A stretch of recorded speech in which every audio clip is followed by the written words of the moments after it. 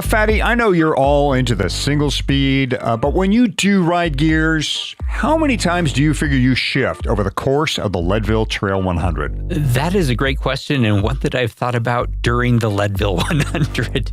I wish that when I shifted, Shimano kept track of that. I would love to know the count of how many shifts and how many times I lock and unlock my suspension in the race.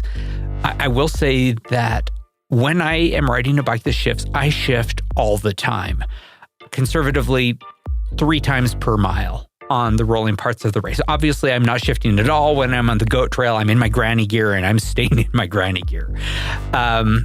Let's say on average, when I take the big uphills and the downhills out, I bet I shift 250 times per race. Yeah, that sounds like a conservative number, actually. But, shift early, shift often, right? That's the mountain biker's mantra when it comes to gears. So here's another question for you, Fatty. When you are shifting, or when your shifting gets a little off, I should say, you might be okay with that in a ride that's, say, on the shorter side of things, an hour or two. But that faulty shifting is less than ideal over the course of 9+ hours. In fact, it's downright annoying. More than annoying. It is crazy making. It is performance sapping, which is more important than annoying, right? Clunky, hard, loud shifts, they wear you down, they get on your nerves, and they can make you slower. You want smooth, perfect shifts up and down the cassette. So a couple of points here. Obviously, no matter what drivetrain you run, get it dialed. New cables, adjustments, check chain lines, clean your stuff are all things that can improve those shifts. And if you do need to replace components, we say do it with Shimano parts. Oh yeah.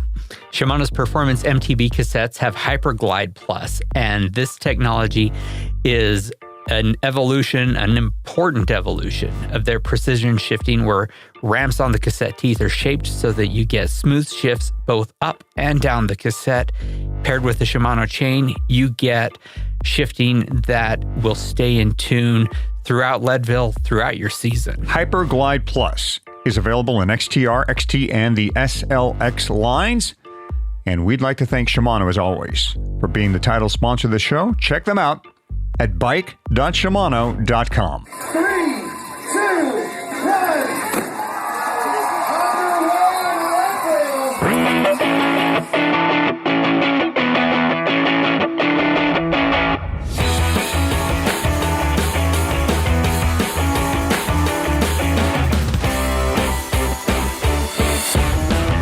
Leadville, the podcast for the 100-mile mountain bike race, presented by Shimano. This is Season 5, Episode 5 of the show that breaks down, builds up, gets you ready, and freaks you out for the highest, hardest one-day mountain bike race in the country. I am Michael Houghton, Hottie to most. And I am Fatty. In this episode, we're getting an update from Lifetime President of Events, Kimo Seymour. Chances are the Leadville 100 is going to look a little different this year.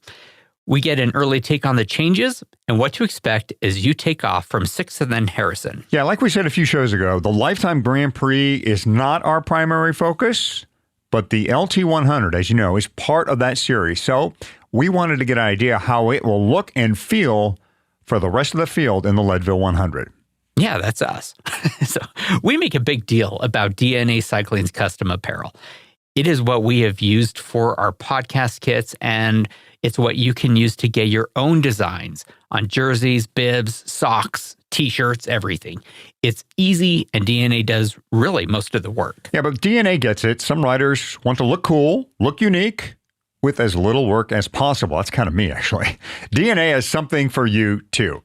Like their Cycling as Art collection. This is a limited run of jerseys and t-shirts, and that jersey in particular is very, very cool. It's got this Southwest desert roadrunner appeal to it. Yeah, it's so good looking. The Cycling as Art is a passion project by DNA co-founder Seth Bradley. He's included poster art as part of the project, but yeah, that jersey is a looker. A little background, he's also the person who designed our jersey. Anyway, the print is on the Verde Cap jersey with a fabric made from recycled water bottles. So the Verde Cap jersey lives up to its name by being green. Right. The jersey is unisex, and a sport, what they call a sport fit. A DNA advises women to size down for that kit. Everything else is what you'd expect. 3 pockets on the back, plus 1 hidden zip pocket, an audio port, and a full-length zipper out front. DNA is taking pre-orders on its cycling as our jersey. May 28th is the deadline. To check out the full DNA lineup and to get on the custom thing, go to dnacycling.com. Every part of this course kicks you in the teeth.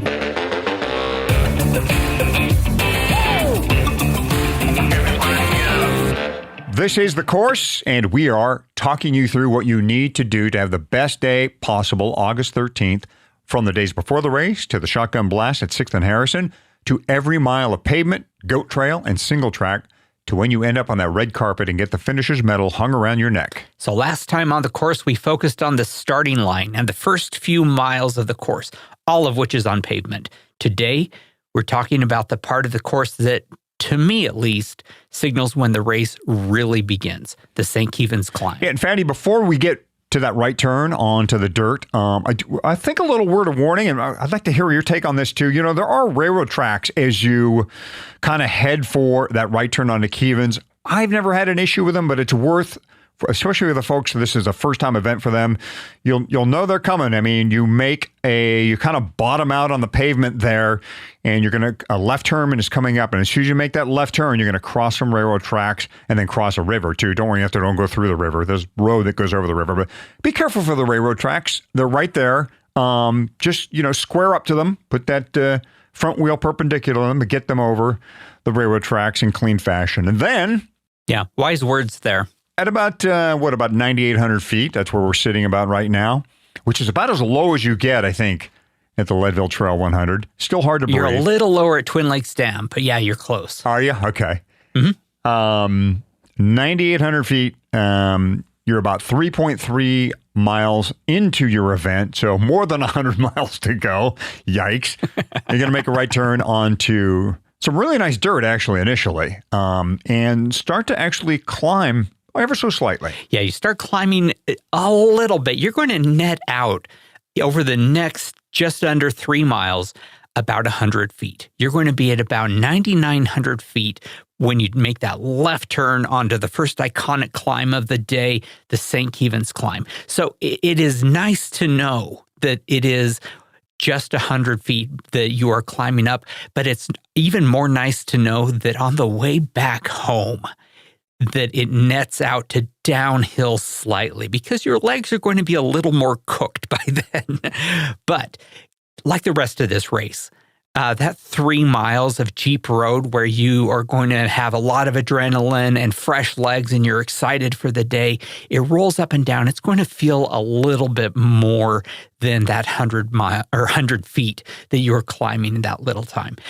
Nothing is flat for very long in this race, so don't expect it to be even a false flat. You're always going to be going up or down a little bit. Yeah, I would second that. I think this feels like a lot more than 100 feet. And not only that, I think there's still some good adrenaline going on here, even though we're on dirt. And we've really started the race proper here as the Leadville Trail 100 goes. Additionally, this is, if it's been dry in the days before the race, could have some dust here. The sun is quite low, so you'll get kind of this glare effect too. You want to make sure that your glasses are wiped clean, or you don't have them on at all, maybe is a wiser choice there. So look for some dust, even though, again, we have wave starts and there's going to be fewer riders around you. There's going to be some dust kicked up from the folks. For instance, if you're in white, I think the folks who have already gone well ahead of you, they'll have established this small little dust storm that may, it's probably going to be an annoyance at the very least. And you just want to focus on the trail or the wheel in front of you and make sure that your vision is okay. Now, you might be thinking as you hit the dirt, wow, race on, right? Here we go. This is what I signed up for, what I paid for. Is now the time to light up. Maybe I put the hammer down and go for it. Well, it is so tempting to do that. No, yeah, you will want to, but there's not a lot of value in burning matches this early to get in a group where you can draft for a long time. Get a good line here, like in this section of the course. Stay on someone's wheel if you can find a good match. and just hold things steady at this point. Pays to listen to somebody even like Rose Grant, a pro, who she saw her competitors go up the trail at this point. Like she was like, okay, there they go. What do I do? And she stuck to her plan, which is, okay, if I've got somebody here that's wants to do what I do, which is pace and remain calm, then I'm going to do that. If not, I'm going to stick to my game plan. And that's probably the right thing to do here for everyone. Yeah, that's right. And in former seasons, another woman champion, Rebecca Rush, told us the same thing. Start slow so you can finish fast, right? This is not the time, even though your legs feel like you've got all the power in the world to light it up and see if you can, pass a bunch of people. You are about to hit one of the hard climbs of the day. Is there anything that you are going to gain now that you can't gain easier and more efficiently later on as you are going, after you turn onto the downhill pavement, or as you are riding on Hagerman's, or as you are riding on the pavement after Powerline? The answer is no. This is not the time for you to really see, to stretch your legs and see what you got in there. Stay conservative, keep your heart rate at a decent rate, and be ready for what is going to be a pretty tough climb that is going to start at mile 6.1. There's going to be a couple of cattle guards, and then the road is going to fork left, and then boom, uphill. The next mile and a half is going to feel a lot different than that first 6 miles you just did, because you are no longer going downhill or effectively flat. You are now on St. Kevens, and you are going to remember this moment for the rest of your life. Yeah, what you call St. Kevens and where it actually starts is kind of up for interpretation, but really this is the spot. I mean, when people say Kevens, they really mean here when you've kind of gone left at the fork, and it does. The pitch goes from kind of this rolling, at times flat, to your front wheel is definitely, a little higher and stays higher, as you ride. And in a lot of races, this would be a headline climb. Like this would be, especially if this was a loop course, a shorter loop course, if we were doing loops, in circles down to Turquoise Road and just doing continuous loops here, this would be the penultimate climb of the day. Here in the Leadville Trail 100, it's just an appetizer, really. It's a shot across the bow to give you a sense of what's coming your way, what's really in your future, which is not a lot of fun. One of the things that I remember from one of the early years that I did Leadville is something Ken Klober said when he's sort of talking about the course. He said, you're going to start St. Kevens and your legs are going to be screaming at you, and you are going to wish that you were dead. And this is going to be the best you feel the rest of the day. And it's true, right? This is the first climb of a lot of hard climbs. It is tough. Now, you've got about a mile and a half that is going to be really difficult. You're going to climb from about 9,900 feet to about 10,600 feet, 700 feet of climbing. That doesn't sound like a lot, or those of you who live in Nebraska and Florida, maybe it sounds like a whole lot. But compared to what you're going to be doing for the rest of the day, this isn't a ton. But 700 feet of climbing at altitude, when your legs aren't accustomed to it, it's going to be, you're going to feel some burn. There is no getting around it. Before we go into the race experience, let's talk about the terrain, Fatty, for a moment. I mean, this section right here in particular is classic Leadville dirt. We're talking about decomposed granite. It rolls fast. Like you're not going to be in loamy stuff or deep sandy stuff very often, or at all. So it's quick rolling dirt, especially if it's been, if it's rain or if it's been dry out. If it's dry out, you're just going to get dust. If it's rained out, it'll just pack down. The dirt here really drains nice too. So unless we get a deluge, which can happen, if it rains, it can happen, but if it rains, you're still going to roll fast. So expect speed either way. If it's dry, though, expect speed and noise. Like your tires will be graveling along and kicking up dirt, and knobs will be grabbing small rocks and kicking up into your down tube. So expect a little bit of that too as you make your way through St. Kevens. Going up St. Kevens, it's wide enough that there are two, and I would say at the beginning of this climb, maybe even three line so that you don't have to get single file or even double file, 2 across. You can get 3 across, and there's generally a place where you can pass. Don't burn matches. But at the same time, I have found, and I'm sure everyone has, that if you are climbing and you are going slower than what is comfortable for you, that can be as painful and can tax your legs almost as much as going too fast. Another thing of note here is, in a lot of parts of Leadville, there's extreme beauty here. I mean, as soon as you enter the dirt, I think, heading for the Kevens climb, you're out there looking at the prairie. There could be cattle. There could be cattle on the trail. In fact, this whole kind of section, there could be cattle. And then there's this portion of the trail right off the trail. If you look to your right, I've only been told this, there's some type of old mining equipment right there. I mean, I've never seen it. Have you? I've been told about it. I've never seen it. I've seen it, but not while I am racing. I've ridden up St. Kevens a number of times, not on a race day, and I've seen that there must have been a mining operation just off to the right.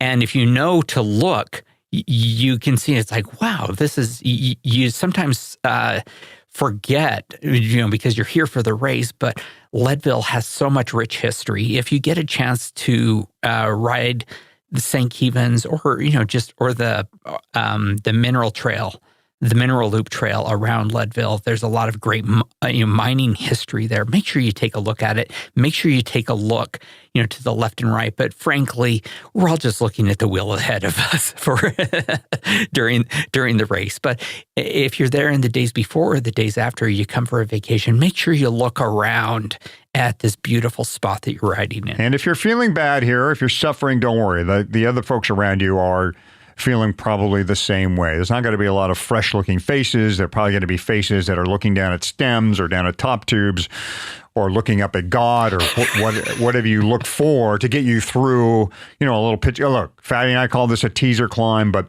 it does hurt. I mean, there's going to be a little pain here. This is going to be the first kick in the quads for you. So there'll be a little shock there. This is, again, partly from what you're dealing with as far as a pitch is concerned. This is partly from the altitude and maybe from burning a pack of matches early in the day, too. I mean, maybe you've already spent yourself a little bit getting onto the Kevens climb. So there's a number of reasons why you might be feeling poorly right here. Yeah, let's talk about whether this is a good place, in the Kevens climb to burn a match or two. Now, we're going to be talking with Rohit in a minute, and he has some perspective on this that I think is worth considering. But for most of the folks who are ahead of the White Corral in particular, I don't think that you are really going to be given any particular advantage by burning matches, by, putting a lot of effort into doing a difficult pass where you might be dropping into a little erosion rut or going a little bit off trail, and going over hard rocks to get, a half second ahead of someone. Sometimes there's an easy pass, and do that so that you can kind of keep the cadence, but avoid surges if you can. Remember, this is not, this is just the appetizer that Hottie was talking about. You are going to have so many difficult climbs, and any burn you put into your legs right now, you're going to pay for twofold later in the day. Yeah, so what do you do instead? Like, what's a game plan here? Okay, well, a good game plan is to take stock, like look around. Maybe talk to somebody if you can get any breath out or in. You find a group and make some allies is a great plan here. Or if nothing else, just take stock or look at the folks around you and try to identify, that looks like a person maybe I could hang with for maybe not the whole day, but until we get the pipeline or what have you. So do that. Like, see if you can, instead of surging and trying to plow ahead, figure out, okay, can I make a little group out of what we have here and maybe ride that train down the road some? A lot of wisdom there, Hottie, because these are the people most likely that you are going to be riding with for the next 9, 10, 11 hours in the day. If when someone passes you, you take a half a breath to say, hey, nice pass. Or if you pass someone, say, looking good. Make a note, say something friendly, make an ally, because there are so many places where you're going to be able to work together later in this day. Any friendliness, any kindness that you can put out there, any positive energy is going to come back to you later in this race. And it is meaningful. You and I have both been in places where if it weren't for someone's wheel that you can hop onto, your day would have gone a lot slower and a lot worse. This is the time for you to sort of, pay something forward now and then watch it come back a little bit later. So about 7.2, mile 7.2, you're going to come to a left turn that you are never going to forget. This is a great waypoint, and it tells you that in a minute, things are going to get a little bit easier. I used to think that this was like the moment where it's like, okay, now get a gel out and eat. A little older, a little wiser, I now know that it is not quite yet. Right after that hard left turn, it stays steep for about another half mile. It stays really steep. And if you pull a gel out, you're going to have a hard time eating it right then. But in about a half mile, it is going to ease off a little bit, and you're going to have an opportunity to start on your fueling practice that you've been practicing the whole season, and you're going to be able to be a little bit, you're going to be able to keep your energy levels high the whole day because you are going to fuel right from the first half hour of the race. Yeah, I love that little left-hand turn. I consider that one of my, first little intermediate checkpoint finish lines, little sprint lines of the day. Once I make that left, I go, okay, cool. Made it here. That's the first goal of the day, right? Yep. And by the way, folks, if you get to Leadville early enough and you are, let's say, 5 days out from the race, I would tell you, go down and ride this section of the course, right out of town and ride to this hard left turn that Fatty and I just described, and then turn around and come back. It's a good little way to go, okay, because there could be issues in this section of the course, and this is early in the course, and this could mess up your whole day if somebody fouls you up in front of you or something like that. So get an idea how this thing plays out, because it could potentially save your day.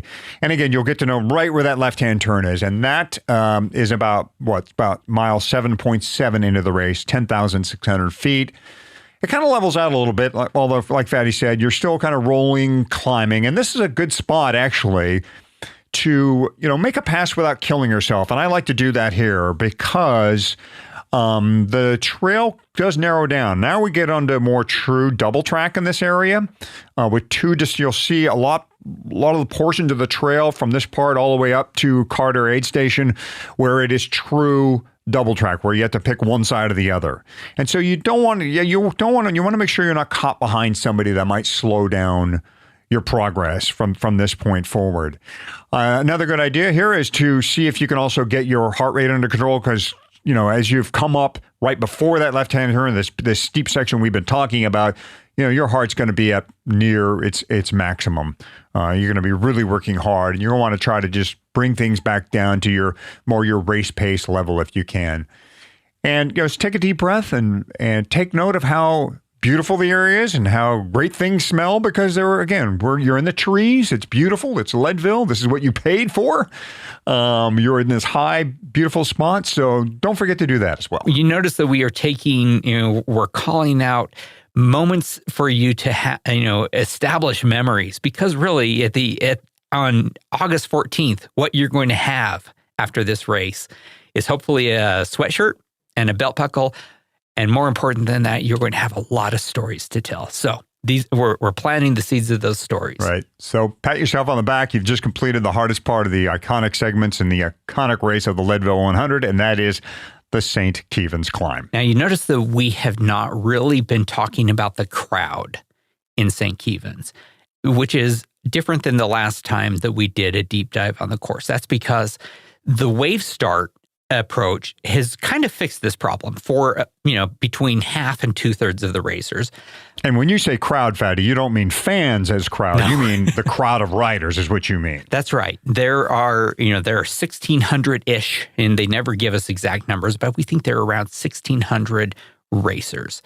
And if you are in one of, any wave besides the final wave, the white wave, it is not as crowded as it used to be. And you're going to have not a lot of problems when you get on the dirt or when you climb up St. Kevens. But a lot of our listeners are going to be doing this race for the first time. And that means they're going to be starting from the White Corral. And so we wanted to get a sense of what it's like to be in this white wave, the back wave. And one of our good friends, Rohit Bery, who has raced Leadville several times, but last year raced from the White Corral. We got on the mic with him and asked him a little bit about what's changed and what hasn't. Rohit Bery, welcome to the show. Thank you for having me. Truly an honor. It's great to have you here. Folks won't know, but Rohit rides a bike that is actually a combination of Hottie's and Mai's stuff. His bike is called the Frankenberry, a perfect name. And you've ridden the Leadville 100 a number of times, but most notably, last year you raced from the White Corral. And so we have some questions for you. And really, the first one is about how many people from where you were standing at the beginning of the race would you guesstimate were in the White Corral? My best guess would be at least 500, if not 800 or more. A third of the race to a half of the race. Yeah. And about where were you in that crowd? So being a loyal listener, follower, and friend of Fatty and Hottie, I, of course, got to the corral at the crack of dawn. And there's a long story if Hottie ever cares to tell that one about how I got there. But so I was in one of the first few rows. So I didn't notice how many people were there until I turned around and saw it seemed endless even behind me. So yeah, so my experience was I was pretty far to the front on purpose, and there was a lot of people behind me. As they shuffled you to the front, as they're sending waves off, I mean, how much of a different experience was it for you? Compare when you were last kind of in the same position to last year. How do they compare? Sure. So my previous experiences, I've raced from the red, the purple, green, blue, and orange. I think I've covered almost all now except for gold and silver. So this was the first time I'd ridden, from the white. And there was a couple things that I noticed right away. One is you actually can't hear almost anything at the start. Any of the announcements. There's a little sadness. I mean, I'd done it a bunch of times, so I knew what the announcements were and the music and stuff, and I was able to hype myself up. But I think that was one kind of bummer thing. The other was that it was a surprise when we moved forward because we couldn't hear anything. So you really had to be tuned in, and that caught a lot of folks. Well, I think some of that was, Rohit, they had a malfunction with the speakers back there. I mean, they had speakers lined up 6 there, but they were out of order. And in fact, I ran up and told one of the tech guys from Lifetime, I said, hey, your speakers ain't working back there. And he's like, okay, we'll try to get on it, which clearly they didn't. They didn't. Yeah. So that was one thing. But still, I think even with the speakers, had to be much more on the ball from the White Corral than I did in the others. I mean, when I was in the other corrals, it was very casual. In fact, still following your all's incredible advice, of course, I was at the corral super early, and there was not nearly the need. But in the White Corral, I got there early, and I was like, wow, I really need to be here early. So that was one thing. Second thing that was important was the relative experience of the racers I was around. I mean, everybody, no one's sort of lining up for Leadville as their first mountain bike race, I hope. But I did find in the White Corral, there was a lot of people who this might have been their first 100-mile race. In fact, a lot of people around me were talking about, have you ever done 100 miles? And to me, that was a little shocking, right? And it, it sort of, at first it did a couple things, just from a personal perspective, gave you a false sense of security. Like, this person's not going to make it to, they're not going to make the first cutoff, right? And certainly I'm great. But back to the actual course, what it did was it made the course a lot more complicated, especially very early, because you had a lot of folks who maybe were less adept at cycling technique, less adept at riding in a pack, which is always a challenge at Leadville anyway. And now you compound that with people who are generally less experienced. So the first place I noticed this really brutally was the right turn at the high school, where there was at least 2 people who just missed it. That seemed surprised that there was a right turn there. And again, if you spent any time, that's like, I prep for that turn. I move to the left. I take a long sweep. I make sure I'm not in anyone's way. And people were just flying out of nowhere, right? The second place that became really evident, where the people around me impacted the course, was actually as we started the Kevens climb, and it started to get steep. There was a almost immediate foot down, get off instinct that people had, and it wasn't traffic. It was because the climb got steep.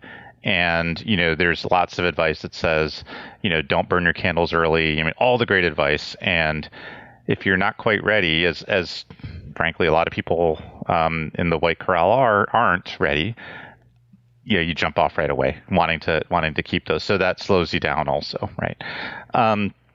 Those are the early impacts from the course. Yeah, and that is exactly where I wanted to flash forward to, was when you hit the dirt, right? When you make that right turn off the pavement right after you cross the railroad tracks and you make that right turn onto the dirt, there with 5 to 800 people there, that is enough. That's bigger than most mountain bike races that anyone ever does just in that corral. Was there enough of a funneling effect that it slowed down as you got onto the dirt, even before Kevens? Absolutely. And much slower than my previous experiences. And again, I think it was, people following very good advice. These are not, I don't want people to think that, these are bad people. These are very good people being safe. Right. And so, when they hit dirt, they're like, oh, I better slow down. I don't want to crash. I don't, and I don't want to burn myself out. Right. And so that has a compounding effect of slowing everything down. Yeah, we're obviously not slagging anyone, right? People are doing the best they can. Everyone is out there doing the best they can. Right. But it is nice to know kind of what to expect if you were in the White Corral. That's exactly what we want to know.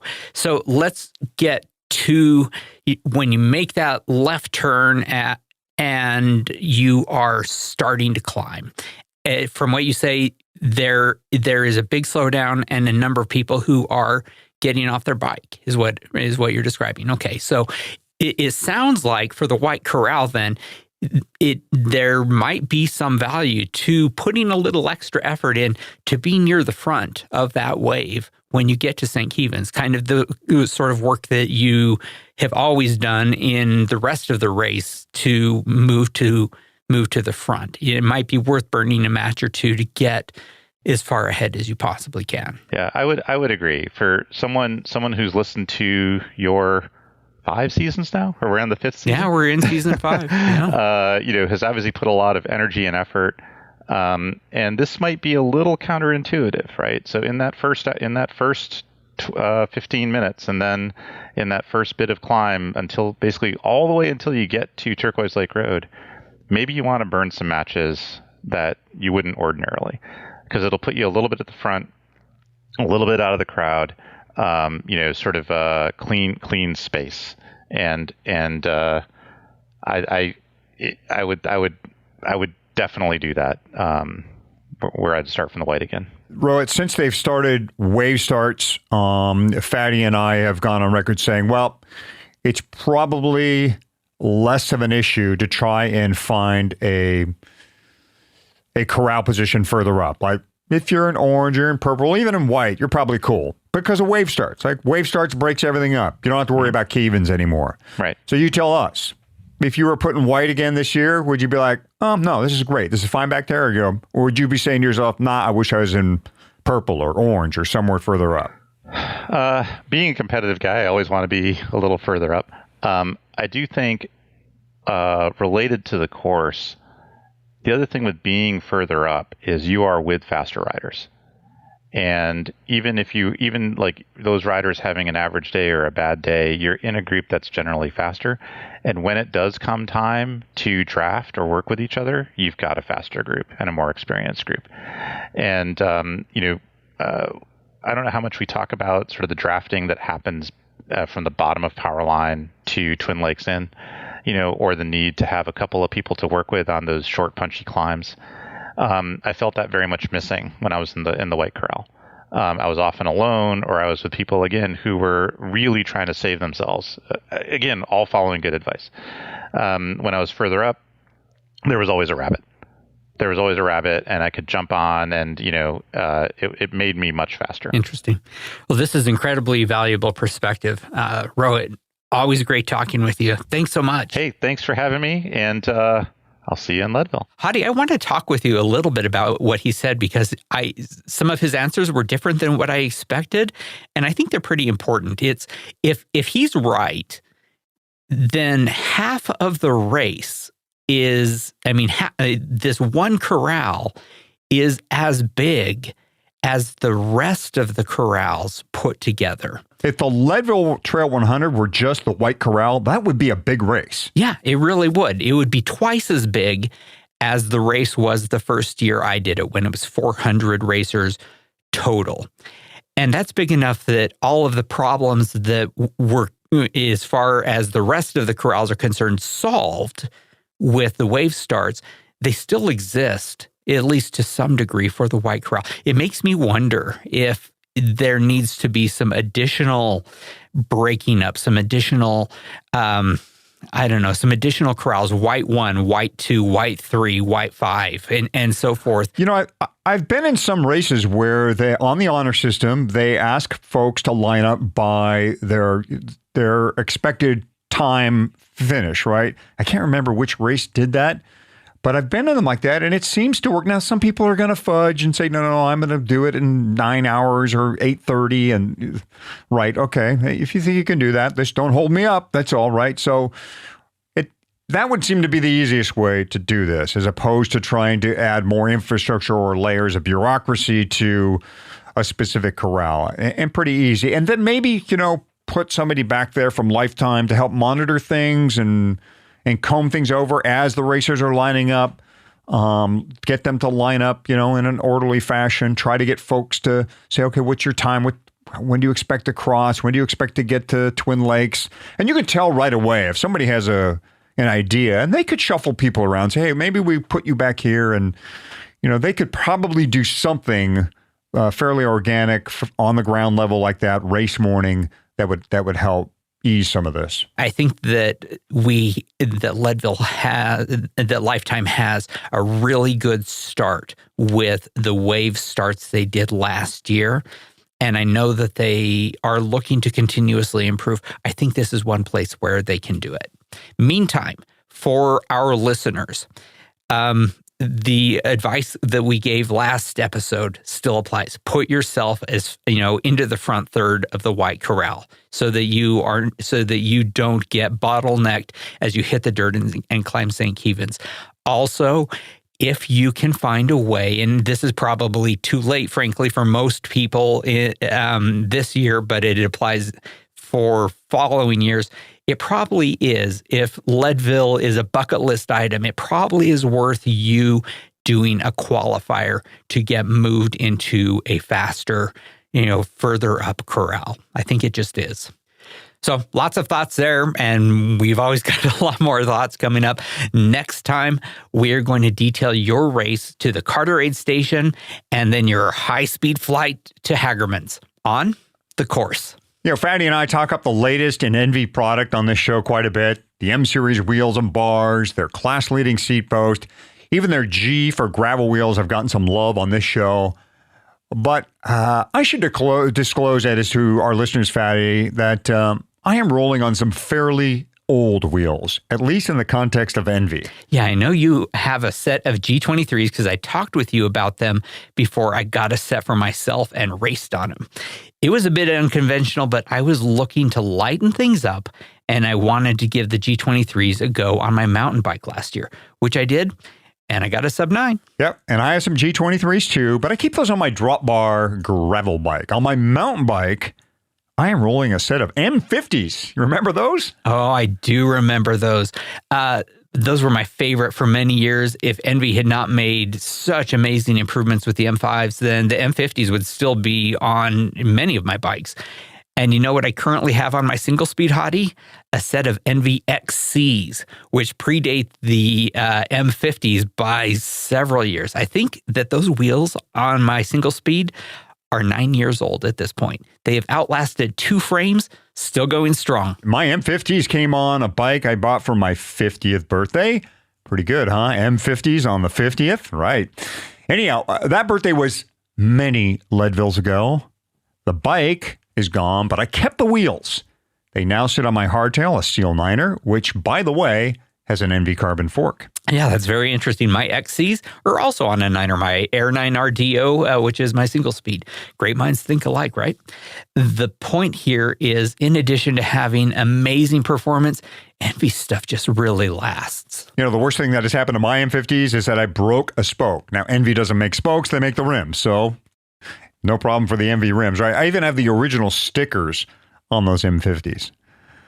I love new gear, but if I get a new set of Envy mountain bike wheels sometime, you know what? I'm keeping my M50s. Oh yeah, you can. I have many sets of Envies, but those old XCs, which I've put new stickers on like 3 or 4 times to match the new frames that these wheels keep outlasting. But yeah, they just keep going and going. Check out all of Envy's products and its class-leading lifetime incident protection program at Envy. That's ENVE.com. We want to wish all of our Lifetime Grand Prix presented by Mazda riders the best of luck, and we are ready to go in 5, 4, 3, 2, 1, and you are off and running. Best of luck to all. Well, the Lifetime Grand Prix completed round 1 of 6 at Sea Otter on the Monterey Peninsula. I spent 3 days at the event. Sea Otter is now the biggest U.S. bike party going. It's a lot of fun, in fact. Racing of all kind, a great bike expo. And after last fall's scaled-down affair, Sea Otter was back at full strength. As you probably heard, Sea Otter is now a Lifetime property, and Lifetime quickly turned it into the kickoff race for the 30 men and 30 women chosen to compete in its Grand Prix. Fatty, I watched Melissa race the 80K Fuego, as they're calling it, and she seemed happy with how things went. Oh, she had such a terrific day. She finished 11th in the women's Grand Prix, or the women's race for the Grand Prix. She had some very proud parents who watched every second of the race on the Flow Bike channel. Big thanks to you too, Hottie, for sending us some really nice photos from the starting and finish lines. And I want to say congrats to podcast listener Andrew Rind, who lined it up for the amateur version of the 80K and came across in 4 hours, 32 seconds, and did so wearing the new Leadville podcast jersey. So he looked good in the process, right? He did. Like we said, 60 racers total in that Lifetime Grand Prix series. They were selected following an application period, some of which was based on their ability to post and promote their progress in the series. Though the selection process has been criticized in some circles, and maybe a qualifying system would add something to who gets into this thing and who does not. But as long as a citizen racer still has a fair and equitable way to get into these events, well, that's what Fatty and I most care about, right? That's why we do the show, is for the regular folks. The pros don't listen to this show because this is not pro advice show. But overall, this is a big step for Lifetime and the Leadville 100, the Grand Prix is. So at Sea Otter, I got with Kimo Seymour, president of events for Lifetime. You've heard him on this show before. I wanted to talk to him about the Lifetime Grand Prix series, the goals for it, and how it will look to you and me and the rest of the citizen racers at the Leadville 100. All right, back with Kimo Seymour. And last time we talked, buddy, you were telling us about, first I want to actually, if you don't mind, a little personal stuff. We know you had to miss last year's LT100 due to a pretty scary illness issue. How are you doing now? Things better for you? And I'm doing great. Physically, I don't know if I'm back where I was, but I'm healthy. Back feels good. I'm riding a bike again, and glad to be able to get out and enjoy it. But it was fun hanging out there on the sidelines with you at the bottom of Columbine last year. So But I enjoyed being a spectator, but I think I'm ready to be back on the bike at a couple of these events this year. Hey, do you think that's going to happen, specifically with the 100? I'm hoping. Really? Yeah, time to get going again. Because you've doubled the workload here, with the Grand Prix and everything. Oh, man. Yeah. Well, I'm fortunate enough. I've got such a, I've told you this before. I've got such a killer team that, they're the ones that do all the work. I've got it easy. So I have an amazing team that makes this stuff happen. So cool. So we're talking to Kimo here at the Seattle Classic. That's now a Lifetime event. It's the kickoff of the Lifetime Grand Prix. I don't know when folks are going to hear this. You may have had a couple of Grand Prix under your belt by then, but looking forward to the Leadville 100. The Grand Prix is obviously going to get a lot of attention, including TV. Flow Bikes has signed on, or you've signed a deal with Flow Bikes to provide coverage. But we do want to take a moment and look at the Grand Prix through the eyes, if we can, at least imagine it through the eyes of the rest of the field. Like, what do you envision them seeing, hearing? How do you feel like this might or might not affect their experience at the Leadville 100 and all your events? I think I hope it's a positive effect. We get criticism at times for putting too much spotlight on the pros at the front of the race, but I think for cycling to kind of survive and thrive in North America, there has to be a pro component. And to be honest, it's been fading over the last few years. It's unfortunate that there aren't more opportunities for pros to race in North America. Certainly on the road, you've seen that kind of precipitous decline the last few years. But the good news is they're transitioning to off-road. We're big in the off-road space. We saw an opportunity to do something that hopefully what we do is we create, as I've said to a few people today, create more fans of the sport of cycling, both professionally and amateur, right? I think it's, it's, for the industry to again, thrive and survive, you have to create more fans around it, and that's what we're hoping to do with the Grand Prix. That's this is the front tip of the spear that we're talking about, 30 males, 30 females, that hopefully that their stories and the fact that they get on the start line right there with every other athlete. It's a mass participation event. They all get a ride together. Most of them come back, hang out at the after party and drink beers for the last finisher, and that it's those sorts of things that make them relatable, make the people that are professionals making a living at riding their bike are so relatable to the everyday athlete because they're just out there having fun like the rest of us. So we're hoping that's what we create more fans around the sport of cycling. How about what is Flow Bikes and what have you folks discussed about the coverage itself? Will this be helicopters? Is there going to be a lot of cameras around folks, or how will it kind of look to the folks just jumping into the starting line and doing the Leadville 100? They're definitely going to see some more cameras out there for sure. It's going to be a challenge to be able to, we'll have both Flow Bikes doing a live stream, and then we're working with a production company that's going to be helping us do a 6-part docu-series about the entire Lifetime Grand Prix. That will come out in the fall once we've kind of finished up the series and we know what the storyline is. But so we'll kind of double the crews, right? We'll have Flow doing live stream of the event, and they'll, for an event like Leadville, we anticipate they'll be catching the last couple hours of the race, so probably power line in, and somewhere out there around that area. So a little challenging, it's going to be challenging, to get, you can't put a motorcycle with a cameraman in front of a rider bombing down Columbine, right? You just can't do it, right? You've got it. So we're looking at how we're going to get cameras up there, whether we're going to have to use drones, helicopters, static cameras and whatnot. But really, I think the intent, we'll capture footage throughout the day. We'll kind of pre-produce that and roll it up to kind of lead into the live stream. And then the goal is to really kind of finish off with the last, I'm thinking probably from power line in, we'll be able to get some good coverage. Yeah, and do you feel like their primary focus or their only focus will be on the front of the race, or will other racers be somewhat featured or shown as part of like a marathon? In marathon coverage, we see the front of the field, the elites go off, and they kind of show the whole bunch. The Boston and New York City Marathon, they all kind of do that. Is that how you see it? I think that's going to be the beauty of it. Yeah, well, I think we're going to be able to see a lot of different athletes out there, and the hope is that we can actually capture some, find some good stories. I mean, there's just some amazing stories of athletes, and probably more amazing than the pros. Some of the everyday average, age group amateur athletes that are out there that have, just trying to achieve something. They've overcome something doing in life. They've got some sort of challenge they've overcome, whatever it might be. Like, those are really compelling, interesting stories that people want to see. So certainly with flow, it's going to be a little challenging if you think about, I mean, you know the course, and it's going to be tough to get cameras and motos mixed in with the crowd, right? It's going to be, and it'll be really challenging, especially because it's a mass start, as you know. The females will be mixed in, and so getting to and capturing the live action for the females mixed in with the rest of the athletes is going to be one of our challenges.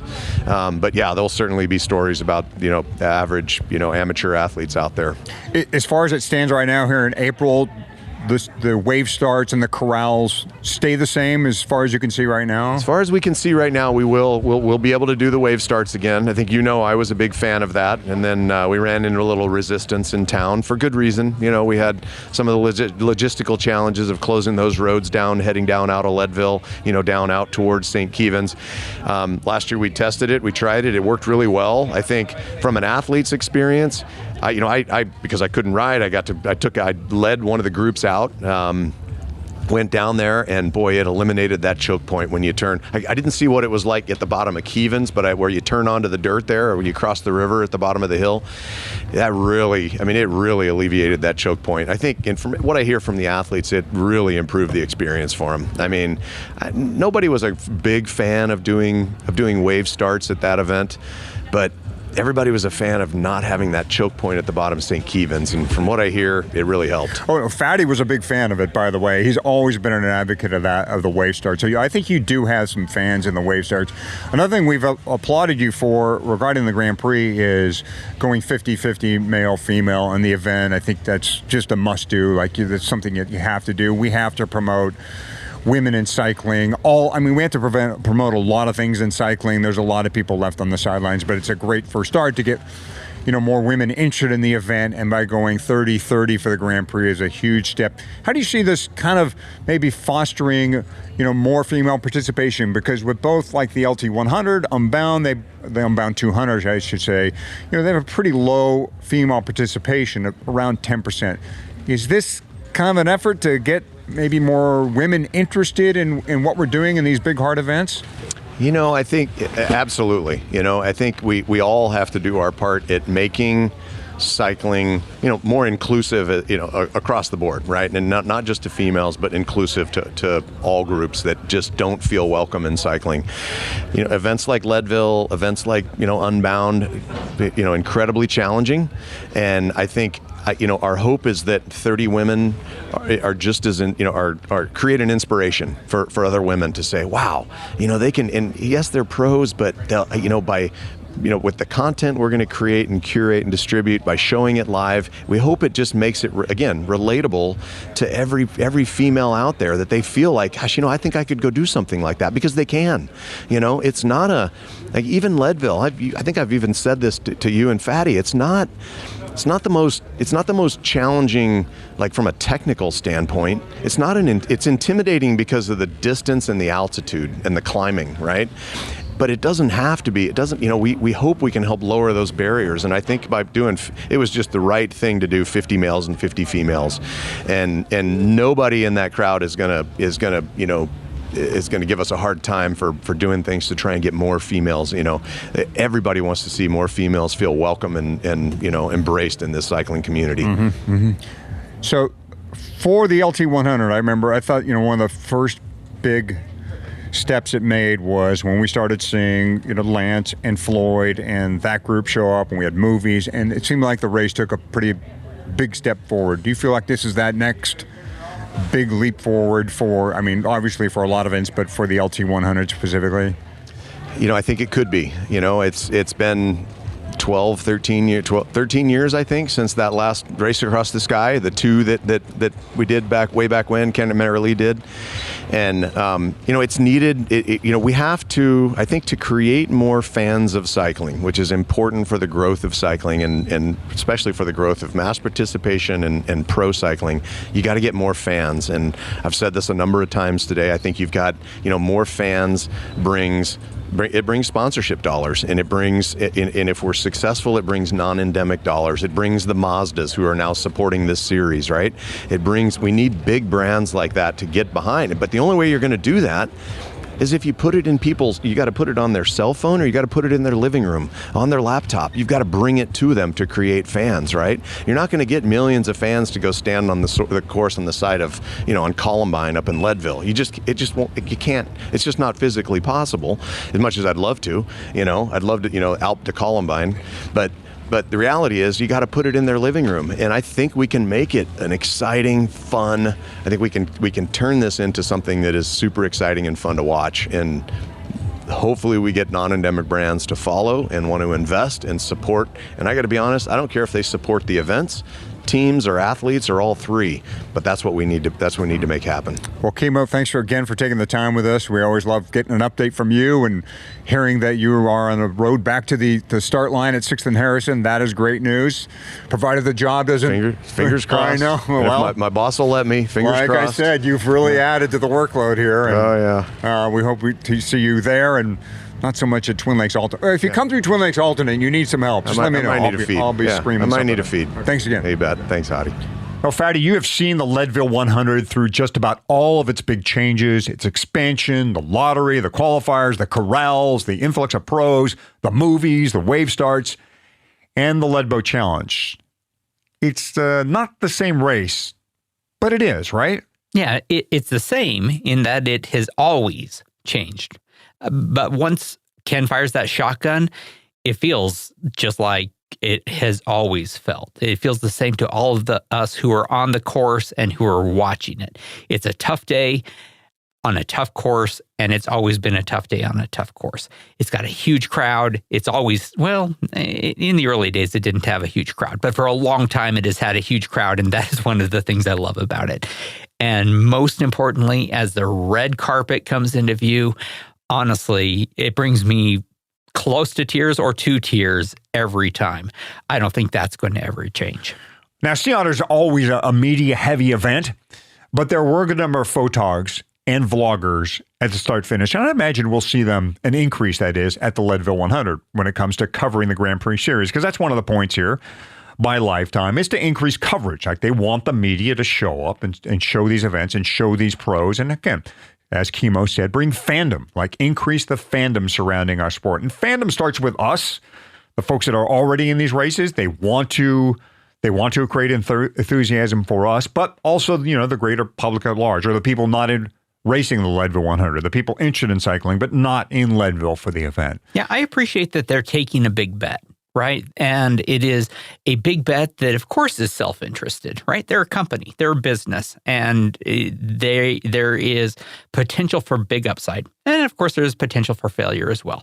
But it is a big bet that is self-interested, but also, that virtuous self-interest that I think it makes me root for them, right? And the fact that I am a parent of one of the racers probably doesn't hurt as well. So I think it is interesting, and I think that as long as they are careful to remember who put this race on the map in the first place, that that I'm going to keep rooting for it.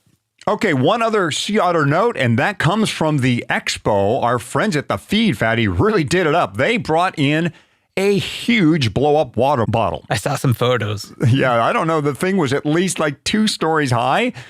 A Leadville racer in the Feed's Brandon Dykster house told me they had just received it, and Sea Otter was its first appearance. This thing was huge, man. The Feed was also handing out water bottles, not the ones 2-story high, but like real regular water bottles, which were great too.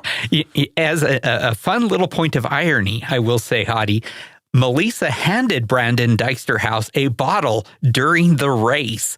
He had ejected a bottle or something like that. She had one and she gave him a bottle. So I think that's awesome. And I love the Feed. They go to these big events, share products. They share a lot of wisdom.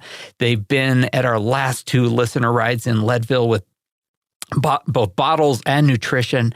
I mean, the people at the Feed get it. You need to interact with athletes to find out what they want and what they need. Obviously, a free water bottle is nice. but getting nutrition dialed is even more important. Yeah, the good news is you don't have to go to Sea Otter or Unbound or wherever to interact with the feed. Just go to their website where there are 2 ways to get a little intel. The feed has a live chat, and wait for it, they have a phone number. Good old helpline, Fatty. Remember those? Phone? What's a phone? You mean this little computer I'm holding right here? I'm old enough to remember how to use a phone. I actually know how to use a dial phone, believe it or not. However you get a hold of them, getting a little time with someone at the feed is going to get you off on the right foot as you fine-tune your nutrition needs. They're going to help you refine your order, get you in their system. They're going to send you reminders when it's time for your next order, and they're going to keep you updated on new products. It really is like having a nutrition coach, but without the fees. The Feed is the largest online marketplace for athletes to shop sports nutrition, high-performance supplements, and recovery gear you need to make your workout even better. Claim your $80 annual credit at thefeed.com/Leadville, register your email, and verify your phone number, then spend your first Feed credit of $20 right away. All right, let's wrap Season 5, Episode 5 of the Leadville Podcast. Again, thanks to Kimo Seymour for the time and Rohit Bery. Yeah, absolutely. Good to have some smart guys on the show. Hottie and I are on social media. I am on Twitter at Fat Cyclist. Hottie's on Instagram at Michael Houghton. Of course, we're both on the Leadville MTB participants page on Facebook. And if you've got a question, join our Slack channel. You can sign up very easily by going to leadville.fm/Slack. I've been having lots of little conversations in the last couple of weeks. I'm pretty sure that I answer most questions within a few minutes. I am a Slack junkie. If you like the show, go to wherever you listen, give us a 5-star rating, and write a review. To see all the ways you can find the show, open a browser and head to leadville.fm. And please tell your racing friends, this is an independent podcast, and we need our fans to help spread the word. Good luck in your riding, racing, and recovery. Thanks for listening. We will see you at the starting line. Next expected finishers are going to be Melissa Rollins, Emily Newsom, and Hannah Wood. We should be seeing them roll through. Melissa Rollins coming through right there. What a great ride by that rider.